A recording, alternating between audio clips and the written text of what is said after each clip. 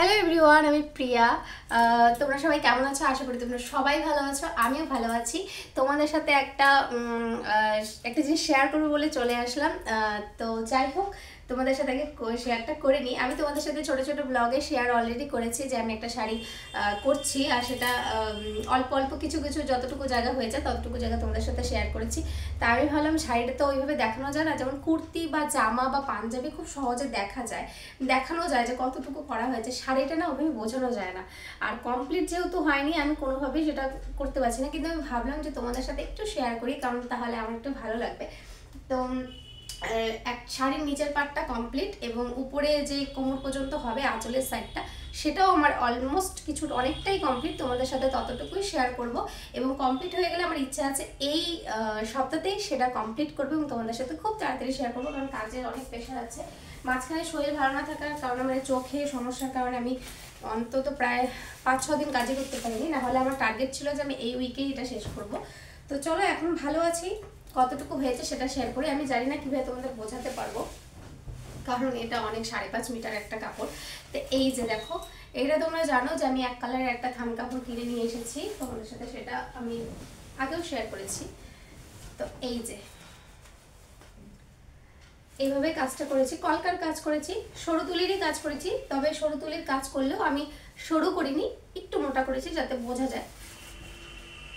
এই দেখো, সামনে থেকে দেখাই।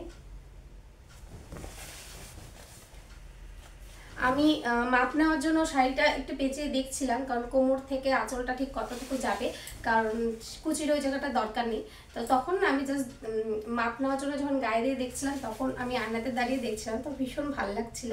তো ভাবছিলাম যে এটা কমপ্লিট করার পরে তোমরাই দেখো কমপ্লিট করার পরে কেমন লাগবে দেখতে। আর ফুল বডি আমি ওয়ার্ক করব, এখনো ভাবিনি, ভেবেছি, দু একটা জিনিস দেখে রেখেছি কি করব। তখন যখন কাজ করতে বসবো তখনই মাথায় অনেক কিছু আসে, তখনই করব ভেবেছি। তো ইচ্ছা আছে ওভারঅল একটু কাজ করার, তাহলে আমার মনে হয় শাড়ির গ্লেজটা একটু বেড়ে যায়। তো এই দেখো, অনেকটাই সুন্দর লাগছে, এটা কমপ্লিট হলে আরো ভালো লাগবে। তোমাদের আরেকটা সাইড দেখাই, তাহলে তোমরা বুঝতে পারবে ঠিক এটা। আর এই সাইডটা এখনো আমি ফাঁকা রেখেছি, এই জায়গাটা আমি পরে কিছু করবো ইচ্ছে আছে, কিন্তু এটা সেলাই করতে হবে। এটার জন্য আমাকে বাড়ি যেতে হবে, মাকে দিয়ে আমি করাবো। যেহেতু আমার মা টেইলার, তো সেই কারণে আমার মা আমাকে অনেক কিছুই বানিয়ে দেয়, তো এটা মার কাছ থেকেই করতে হবে। এই দেখো কেমন লাগছে জানো।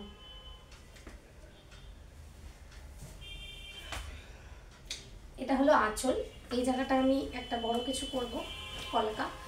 আর এই সাইডটা বললাম না, এই যে দেখো, এই জায়গাটা আমার কিছু করার ইচ্ছে আছে, দেখা যাক কি হয়, নাও করতে পারি, ঠিক নেই, দেখা যাক। তো এতটুকু হয়েছে এখানের, এই যে এই কাজটাই হাফ হয়ে আছে, যেটা আমার ইচ্ছা আছে শেষ করব। ইচ্ছা আছে এই সপ্তাহতেই শেষ করব, তার কারণ অনেক কাজ আছে। পুজো এসে গেছে প্রায়, হাতে গুনে দেখলে প্রায় 4 মাস আছে, আর 4 মাসে প্রচুর অর্ডার আছে। তো অলরেডি অনেকগুলো অর্ডার এসে গেছে, তোমাদের সাথে পরপর শেয়ার করবো। কিন্তু একটা জিনিস নিয়ে এতদিন যদি বসে থাকি, তাহলে বাকিগুলো শেয়ার অনেক দেরিতে হবে। তারপরে আমার নিজের জন্য আমি করবো, আমার আর আমার বরের জন্য। তো যাই হোক, কেমন লাগছে এইটুকু জানিও, ভালো লাগলে অবশ্যই লাইক করো, শেয়ার করে পাশে থেকো। দেখা হবে নেক্সট ব্লগে, ততক্ষণের জন্য টাটা।